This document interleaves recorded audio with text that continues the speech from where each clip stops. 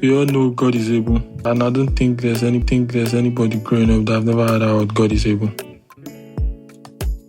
And that brings me to what my next guest is all about.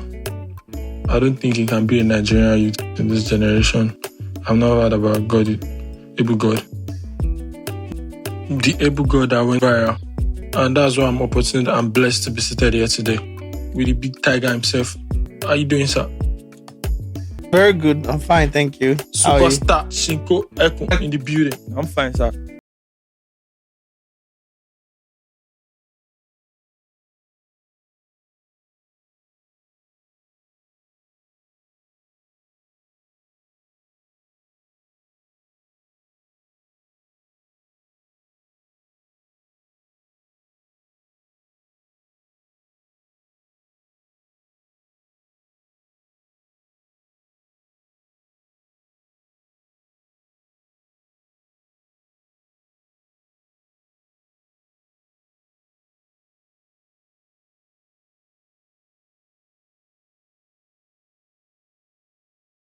That told me that you become. I was just blessed because I gist at the trisel. And your gist are one of the premium way there. That premium gist be on. Yeah. I would not like to start from the big conversation. Like start from church. Able God shows like me seeing you in church and me knowing able God. I understand like there's a combination. Have you always been a church before the superstar thing? Well, I would not like to term it as religious. I just like to term it as true believer of Most High. I'm a true believer of the Most High. Yeah, my religion is love, but I believe there's one God up there that we all serve and all that. So that's my own belief. My religion is love, but I believe in God so much. So I've been like this. I've been a believer of God. I don't want to give you all those cliche vibe of artists saying they started from the church and everything. It's my truth. I can't deny it. I started from the church. I used to play drums in the church. And I am always a strong believer of God. And that's just my belief. I feel people should respect me for what I believe in. 100. So yeah, I think it's important. Yeah, so like when it comes to God and all those people, like I believe in God so much. Like I don't play with my tithes, my offering, my first fruit of the year, everything. Is my belief and it works for me. What you believe is what you manifest. Yes. That means coming from church, it was easy for you to manifest able God because that's like when viral God just came through. I think there's nothing that will change the belief system. Seeing what your journey has been like. From able God. But before that, I like to talk about early days because I went to Futa. Okay. And I was hearing about Chinko Ekun in Ife. Okay. All those regions. That was even before you did able God. Yes. You were that big in all those regions. I never knew about Lagos. Because we are not close. I was more like a fan. Hearing about Chinko Ekun. Maybe because I was an MC in Futa then. I know about Chinko Ekun. There was really. Even if those people were not popular then. You guys were about the same time in Ife. Yeah, the Really were my senior. But when they were around, they were popping. And when I came in new, I was popping. So we were like colleagues. But I see them as senior. And OAU entertainment industry. Oh yeah, the entertainment industry is a big one. Definitely. You guys have a lot of people that came from that place and still popping to now. Yes. Even Simba was part of that process. Yeah, MC Simba was one of the pioneers of the entertainment per se in OAU.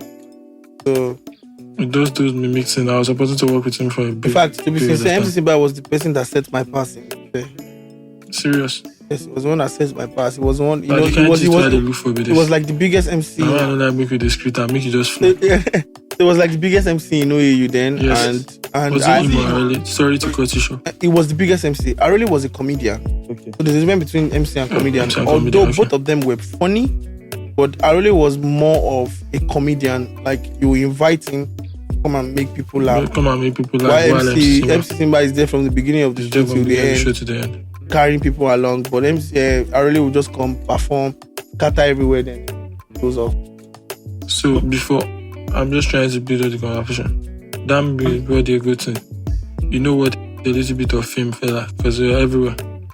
I was Even like, Akure, all these places. I like, I know no, there was a time they used to bring you from all those club in that. yes, now no cap, no long cap. I was the biggest as Yeah, so, yes, at that time. yes. So I knew what it looked like, and that created an effect for my parents. They were forced to buy me a car. 211 seconds. I could not walk again on the street. Like I could not do the normal things everybody could do. So my parents just had to get me. It's crazy. Because it was not normal again for me. Yes, because even me, I was a normal, like regular MC, and I know about Chinko even before Ebugo. Like I knew. And there were times, but those times we were speaking more of Chinese. Though. Yes, now you know one thing that brings us to the issue of branding. Okay. You know, when I got into the music stuff, okay, exclusively, I never knew I was gonna do it. Really? Even as big as we are 200. No, earlier, like earlier in my life. Okay. Sorry, sir. Let's take a pause. Let's talk about what earlier days were like. Okay, like earlier, I grew up in Lagos, Gondo. God, I know Gondo. I grew up in Kotu, so I know Gondo very well. Okay, yes, my secondary school was in Ijegun. Ijegun comprehensive or which school? Baptist model. Baptist model. I know Baptist model. That one at the junction. So that period, I was a dancer. In Baptist model. Yes, I was a dancer. So I didn't know. I didn't know I was gonna do music. But SS3. So you still dance so well? I don't know how to dance again. So in my SS3, I found out I could rap. How did you find out? I just started rapping. Like I was listening to rap music, but I didn't know I could do it. So I used to be a chanter before. I used to chant in church to blow people's minds. Okay. You know, chanting. You know, saying praises of God's name and all those things. I was really, really, really, really good at it. But you know, I just found out I could rap, and I had to grow my craft. You understand? I went home and I told my dad, it's as if I know how to rap. And my dad was like, you know how to rap? Yeah, no. Do it for us now. And, you know, I thank God I had parents that, you know, they were not like too timid. They were supportive. So I did it, and my dad was like, Then I have one uncle, Kule. He's the first person that ever believed that I could do anything called music. So then he tried his best. He bought me a lyric book. You were writing? Where I was writing my lyrics. And from there, I was growing my craft. I now fell in love with it. You know, they say what you do becomes a part and parcel of you. So the fact that I was doing it and I was having fun with it. Come on, I just look see your mother. Now, I go tackle see you. So that's how you have to. You started like writing out. Where did the Chinese now come in from? Like now, so that brings us back to the branding of a thing. Okay. So when I was gonna decide fully that I wanted to do music, was a period where there was that green, you know, but I was like an ally to one of the people that started the Yoruba rap of a thing, but didn't really get there. His name is Whitey Abegboni. Those were one of the people that started this Yoruba rap. The Majasas. Yeah. So but there was one. His name is Whitey Abegboni. So that period, I was always hanging around the studio, you know, and chilling. And in fact, I've not seen anybody that could rap in Yoruba as fast as Whitey. Really? Bros, the rap fire. Then he was a producer and an artist too, and he produced some records for that green. So I was privileged to listen to some records that didn't really come out from that green and all that.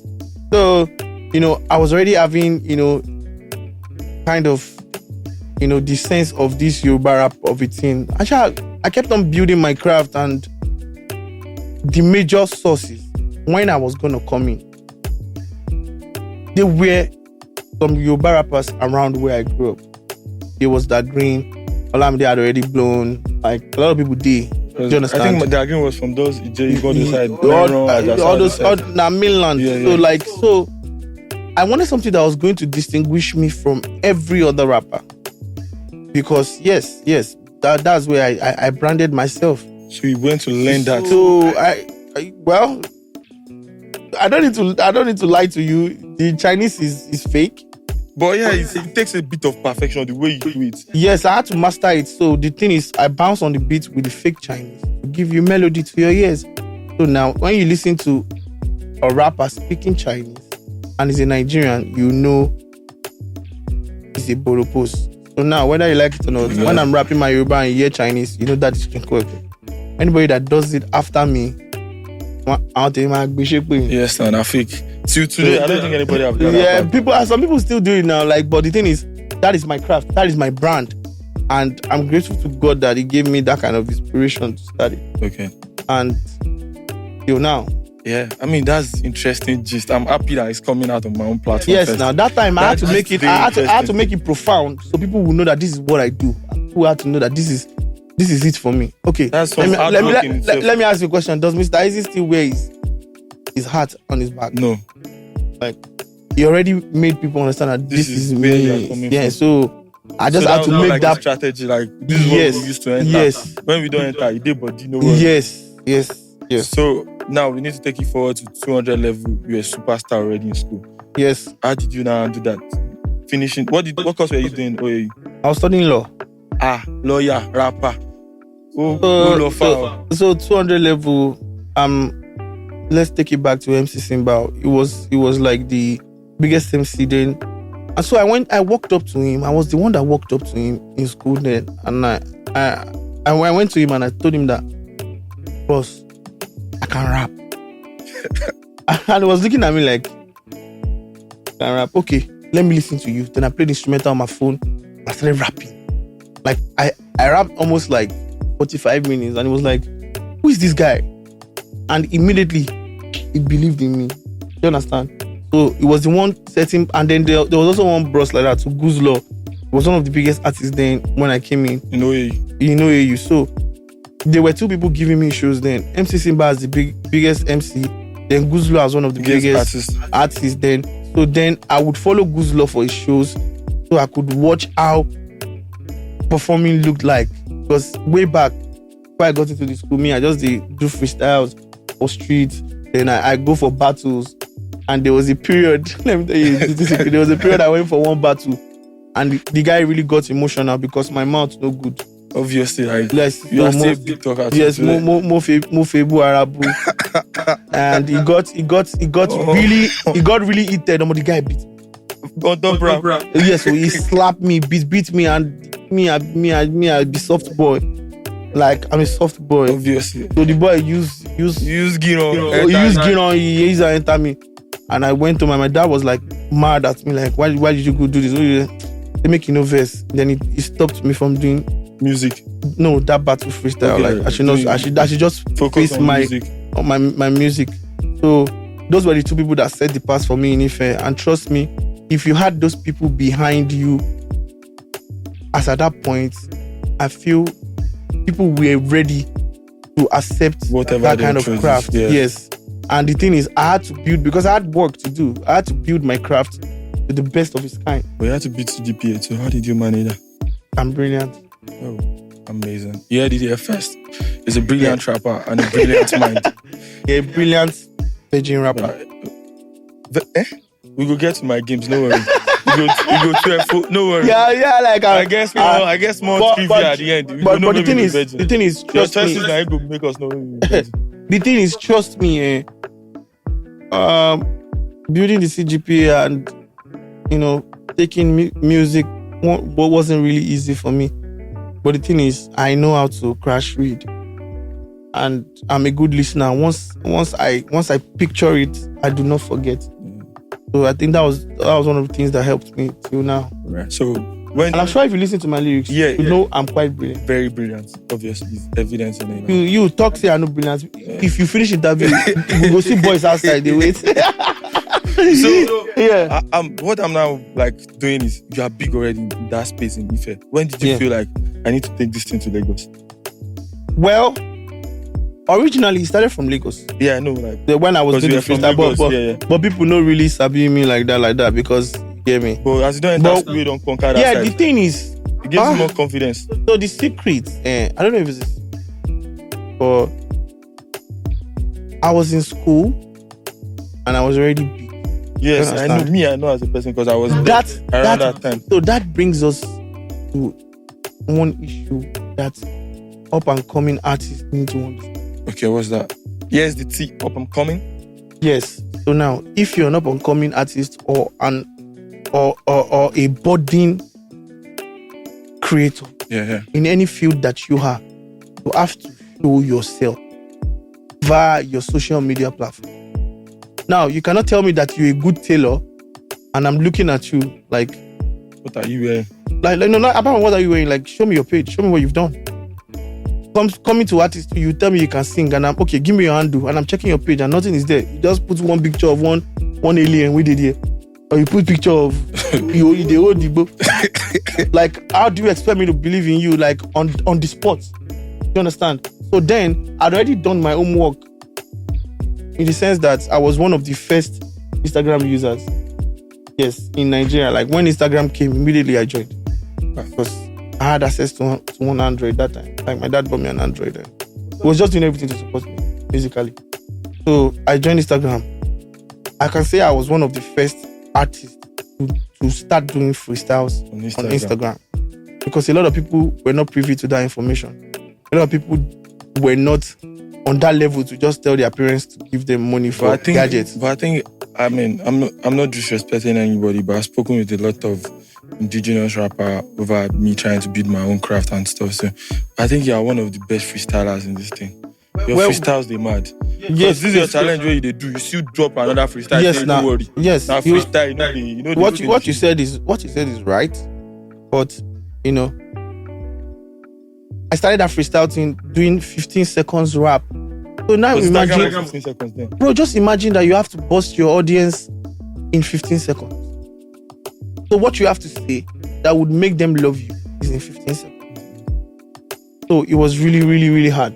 But I'd already done 15 seconds. Muti Shebi 700. So it page see, I don't already 15 seconds. 700. I don't do see plenty die for my page. I didn't post any baba.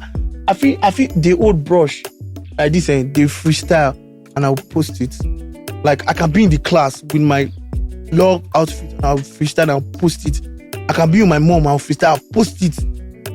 Say, Emma go rap. You understand? So I was at home during a strike and my mom told me to go to a shop.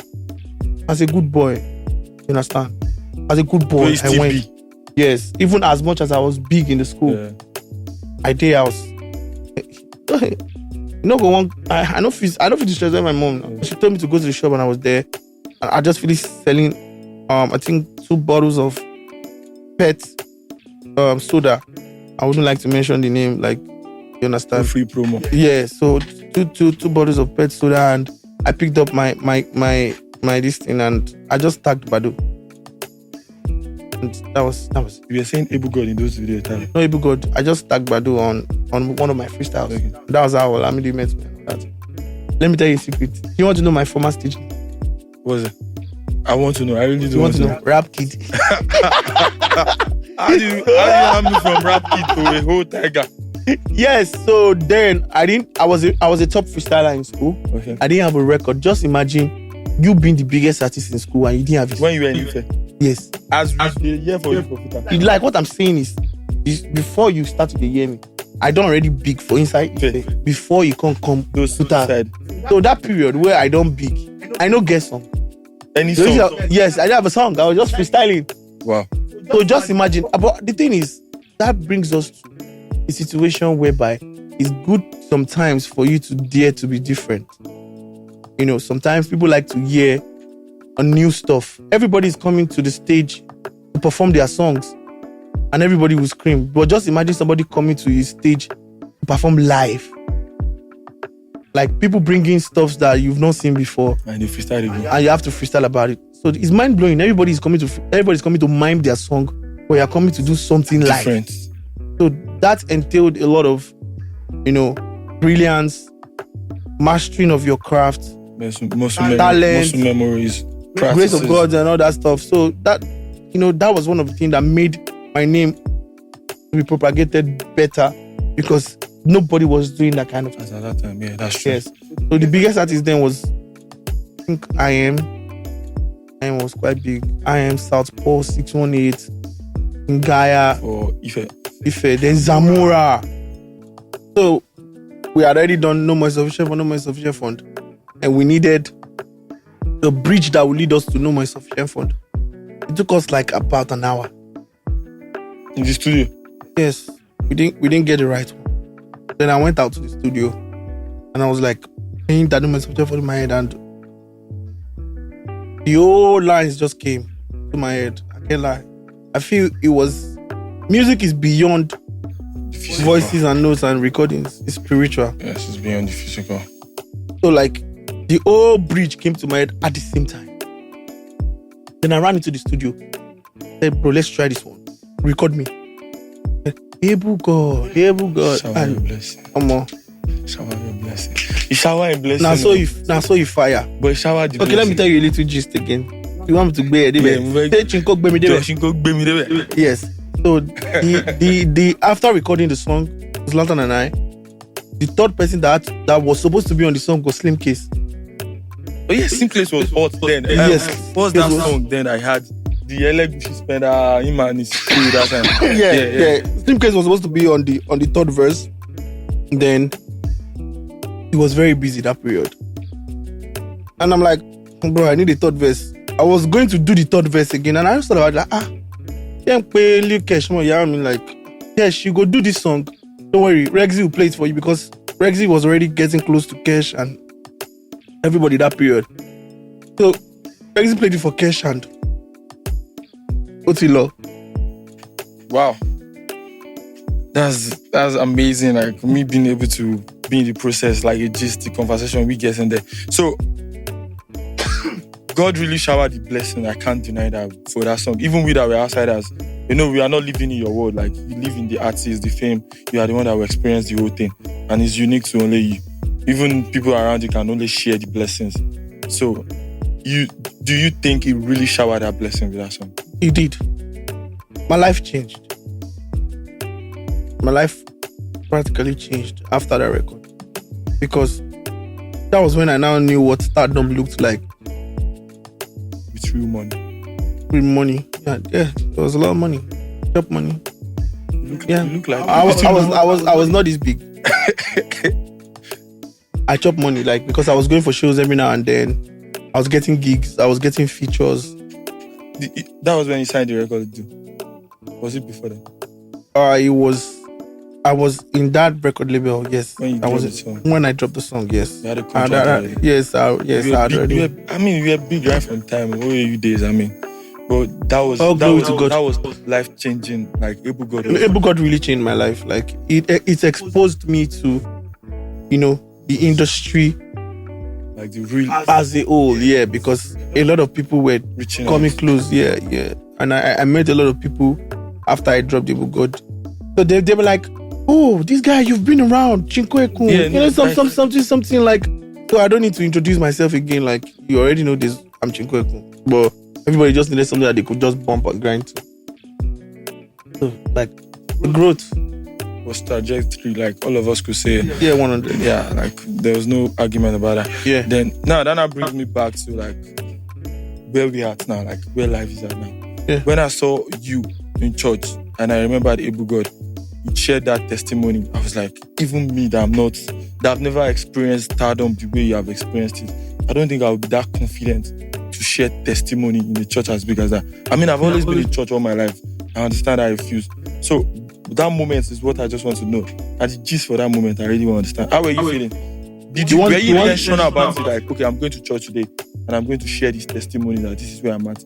Or it just happened in the moment. That's what I'm saying. Okay. Normally, I was supposed to attend the second service. I was supposed to attend the first service, but my friend took my car out that morning and he came back late. So I attended the last service. Okay, that was the last service. That was the last service on that Sunday. So it was just a normal, like, I've been in Avesta since like 2014 when we were still in Bagada, And me, I really do not like. I like to be on my own. I'm a low-key guy. Like, I don't talk too much. I don't chase clouds. I just like to be happy. That's all. I like to be happy, and I like to see people around me happy. If you're giving me anything apart from that, I'll run away. Money, yeah. If you give me money, I'll come close. So, like, my guy took my car out. I feel that stuff was just meant to be. I went to the church, and like normal me, I was just in the church listening to preaching. And Pastor Bolaji was like, okay, he was preaching about, times when people were down and what your success story looks like. Like, was there a time that you were down? And how did you rise? You understand? So people were giving their testimony. I was second to the last. I didn't want to say anything because it was in my heart. But that was powerful. That came from yeah, the heart. it came from my heart because I'm in a better place. That is why I can share it. You understand? Yeah, that's powerful. Yeah, I'm in a better place now. That's why I can share it. Like, I'm good. When I say I'm good, like, I'm good. Yeah, I know. You understand? So I'm in a better place. That's why I can share that testimony. So I was like, I want to share the testimony because let's say the premises to me sharing that testimony is the fact that Avestas is a church where people were not afraid to let out their heart. And I feel in the sight of God, we're all equal. Oh, yeah. You understand? Like, I had to put my Chinko Ekun bag out there because if you see me in church, I dance. Like, I dance like David. Like, I dance like a madman. Yes. In the church. Like, I praise God. Like, I'm a normal person. Once I'm in the presence of God. But it doesn't mean because you're a normal person, you should just like good. You understand? But when I'm in the presence of God, I know I'm in the presence of God. So then, I was just sharing the testimony right from my heart. There was a lot I had to cut out or else. Now, night for finish that testimony. Yeah, because I could imagine. So I just had to summarize a lot of things and I could imagine, like, trust me, I didn't even know it was going to go viral. It went viral. It went viral. Okay, let me tell you another secret. I want to hear it. Yes. Say Chinko gbemi debe. Chinko to gbemi debe. Chinko carry me reach there. Chinko carry me reach there. Joe. The testimony went viral 2 weeks after I did it. Because that week that I made the testimony, Pastor Balaji did not post it. Like, I didn't know. I didn't see it. I didn't know anything. Somebody just called me. Like, you are trending again. Ola, you're trending online. I'm like, Kim, what did I do? But before then, when I got home from church, I went to meet my manager. Hey, bros. You don't talk. I gave a testimony in don't church. feel ground. And I don't talk my mind for church. But they say, no. Bro, 2 weeks later, it was everywhere. Like, now let me tell you how human beings are. I gave that testimony because I saw people give their testimony also. And I felt it was the easiest way for me to let out my heart and how I moved on and how I became a better person. But it brought two effects into my life. You want to know one? Yes. One is people, it made people feel like I am too, I'm too discreet. Like, I do not talk. A lot of my friends were mad at me. That they didn't know you were going through that. They didn't know that I was going through that kind of thing. But me, I be man, like, that's how I was wired. If I'm going through anything, I'll face it myself. Like, but do you think the rise to fame, how your life have projected before the able God and after the able God was one of those reasons why you just feel like, oh, they might not be somebody I can genuinely share with. They might not understand this thing. No, the thing is, I will be lying to you if I say some people didn't know. Some people knew I was going through some things, like my lawyer, my manager. Those are my friends. Yeah, my best friend. But I think with those people, you are not Chinko Ekun. Yes. You are yourself. So I'm Olamide with them. So they knew that was going on. And they respected my privacy to keep it within them. You understand? Even Zlatan, as close as we were, didn't know I was going through that kind of thing. We even did a song together. In the middle of that? Yes, but you didn't know. Wow. So that effect was natural. Like it shows, like I don't like to talk. Like I just want to be on my own. I want to be fine. Of mental strength too. Yes, there's a lot of mental strength for you to be willing to walk through that alone. In fact, my mom called me after she watched that stuff because my parents are very, very close internet inclined. Yeah. My dad is on my Twitter, he's on my Snapchat, he's on my everything. Snapchat? Yes, wow. On my Snapchat, he's on my TikTok. But it doesn't say anything. You just watch. He will just watch and it will go. And it doesn't judge, it doesn't disturb me. Because huge. Yeah, I mean, yeah, in your whole right. You agree, right? Yes, in your whole right. I'm OG, right? For this game, yeah. Yeah. OG. So, like, and my mom now called me that, Ola, we knew you were going through something, but we didn't know it was Sick. what's this thing? And I said, you guys, you're my parents. You guys are getting old. Do I need to be saying some things to give you high blood pressure? Do you want to faint? Like, I had to let a lot of things go. So, now, to the two effects. Humans, can I hear you say humans are funny? Yes, we are funny creatures. Yes. So now the first effect he gave me was, okay, this guy passed through this and he was able to win at the end of the day, which served as a motivation to anybody that was down. A lot of people texted me, a lot of people emailed my record label, a lot of people said a lot of things to say, Omo, your testimony changed my life. Your testimony changed my perception about what life looks like. I was going to give up for seeing your testimony. Even when I go out, in fact, I had to stop going to the gym for like 2 weeks after that testimony because we already like to shalaye if anybody. Yeah. You understand? Yeah, I'm happy that my platform is the first time you're shalaye. Yeah, so and the second effect is I was bullied. You were bullied. Yes, online. For giving that testimony. Like a lot of people are terrible. Like someone I saw it say, even Chinko self, she say gay. All these celebrities self, all of them, they are poor. I mean, at the end of the day, like someone like, why you self no beg for money? Why you no go meet people for help? Like people said, yeah, I saw some comments and I'm like, people are so terrible. Like you should be happy that I motivated people and I'm better. Then you get someone tweeted at me like last 2 weeks. In my mind, I feel Chinko is broke. You know, all those kind of things where coming from a place where because he knew I gave a testimony at the point in my life. That was 3 years ago, guy. 3 years ago. A year is even a long time in this thing. You know, that's how crazy the business is. One moment you up. Not the kind money where I don't get after 3 years ago. Sabah, show me love now. Don't worry, I'll tell them to write check. All right, thank you, bros. Thank you. Oh my God, Thank you. Check. So I want to thank you again for all this tea. Like this is what I was looking for. But I want to ask a thing because we're rounding up. When all those things were happening 3 years ago, did you think, okay, what kept you like, I'm going to get here now? Now I will come back. First thing, good people around you. You need good people around you. One of the reasons why people fall and they find it hard to I find it hard to come back up is they don't have good people around them. Oh. So the good people around me really helped me. You understand? Like the people around me knew I was falling, and they did everything to help me back. Hold you back. Like they hold me tight. Shout out to my parents. Shout out to my manager. But shout out to my lawyer. That has a lot to do with you not wanting to give up to like yes. Fight in you. But the thing is, just imagine when you are down and your guys are telling you, bro, you are Chinko Ekun. Forget. You're bad. That ginger go enter me game and say,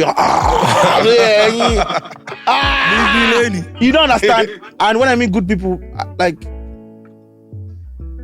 my people didn't love me less, even when they knew I was falling. And if you know what this music of a thing I would do to you has taken away from me, I don't think it's the music. I think it's the fame. I can't give up. It's not possible. We don't give up where I come from. Thank you, bro, for coming on. Like, I mean, this is everything beyond what I think it could be. I appreciate that. So, but it's not going to come for we not to know some little things about you. So this one I just trivia about you. So I talk about you. I don't want to make anybody who think after this one. I mean, they don't know small gist about you. So I just little game to end up. Okay. So it's very no need to overthink. I'm just straightforward. All right. Love or money? Love. Okay. So you pick love, right? Yes. So sex or cuddle? Sex. I hate to cuddle. Okay. Sorry to anybody that is tripping or you love me. I'm highly but claustrophobic. you speak love already. You can't show affection. Yes. No, like love is right. Don't you get like love is bigger than money. Yeah, I get it. Like money too is good though. Yeah, but let me tell you. Let me tell you why I'm picking love. If somebody loves you, they would help you make money. It just takes somebody to love you to change your story put to you make on. that money. Yeah. Do you understand? So me, I'm highly bent on love because love will drive you to see, okay, the love for your career will make you also to now make that Money, money. yes. So love is a very ambiguous word. Yeah. So this love, sex, Sex, so. kisses or No, I'm a virgin. Oh God, I forgot. don't worry, no Oh, worry. I'm a virgin. No worry, no worry. Well, I would have accepted sex over cuddles. Yeah, no worry. Kisses or tight hugs. I'm a virgin, God. This is me. I'm claustrophobic. Okay. Yeah. Night out or Netflix and chill on a Friday night. I barely go out. So Netflix and chill. Netflix and chill, and I will sleep at the middle. But it will film me 1 hour. I will love. iPhone or Samsung. Apple forever. Yeah. Benz or BM. I don't like German cars. So what's your favorite car? I'll do BM, sha. No, I'll do a Benz. You do a Benz. Yeah, but that's to be an SUV like a Brabus. Brabus. Like I said, I don't like choking. No, you're not small. You like. Yeah, you understand. Yeah. Tiger and Lala. I mean, there's a reason for that. But if I see Lamborghini Urus, Wow, amazing. We'll get there. You will get there. Like you're a superstar. I believe like you are going to get there. But how are you sure I didn't pack it outside? My bad. You know I've been in the studio already. So now my bad with that. I apologize, boss. I just wanted to tell you that. I apologize, boss. I might have it. Yeah. But I won't say anything, even if I. Alright, that's calm. Yeah. So early retirement or late retirement? Do you think you want to do music forever? Trust me, man proposes, God disposes. But if you had to pick early retirement or late retirement? I would like to do a late retirement because I still want to be in the game because I love that. I'm passion driven. Something to wake up to every morning. Like I'm passion driven. My passion is too much, so I don't think I want to just leave it anytime soon. Even while I'm helping guys to, giving advance, signing artists, and they are still doing their thing. I still want to be in the game, even if I don't want to do it too much. Even if I'm not doing too much, I feel music is just one thing that gives me joy. Boots like for studios. So 100. So it's late retirement. Yeah. Wow. Mainland or Highland? Mainland. Wow. Yes. What's your fair? That's I'm unexpected. almost sure. Lipo Alaji. Meron Ajasha. Okay. Okay, now I think this is the last question and it's important. Yeah. I mean, I know you're a lawyer aside being an artist. So 9 to 5 or you still pick this grind again? I'll pick my house 100 every time. Pick the house. You don't understand? I love music. If not for music, by now I've done married one. And if there's that, is there anybody in there? I'm a virgin. Oh, okay. Yeah, can I ask you a question? Yeah, what's that? If you ask me a question, won't I ask you? He's talks about you, he's not talks about me. Nobody know me now. But I'm the tiger. I can flip the script. Okay. Flip one. Okay. Is there food after? Okay. Anything for you, boss.